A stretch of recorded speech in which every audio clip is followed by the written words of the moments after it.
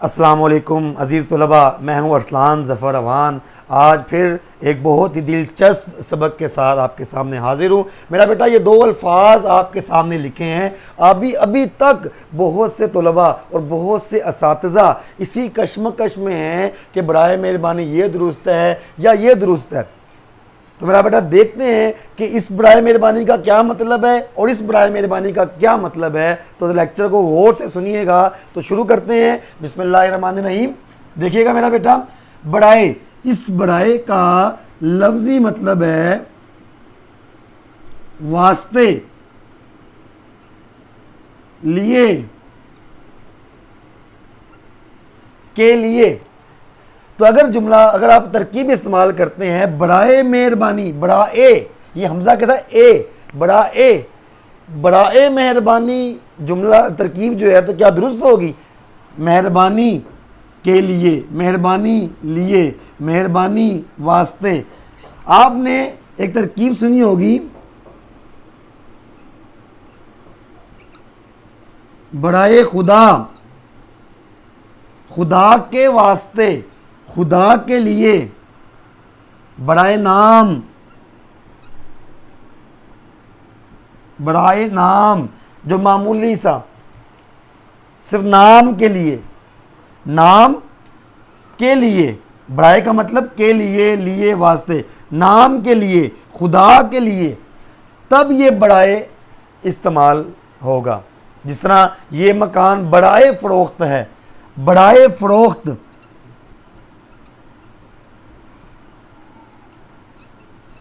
फरोख्त के लिए, बेचने के लिए।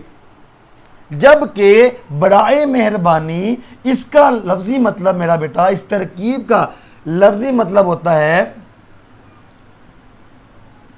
मेहरबानी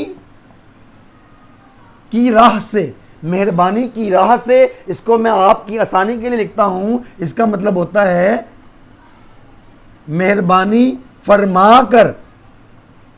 इसको हम इस तरह भी लिख सकते हैं, अज़राए मेहरबानी, या अज़राए करम की तरकीब भी इस्तेमाल की जा सकती है, या आप सिर्फ यह भी लिख सकते हैं मेहरबानी फरमाकर।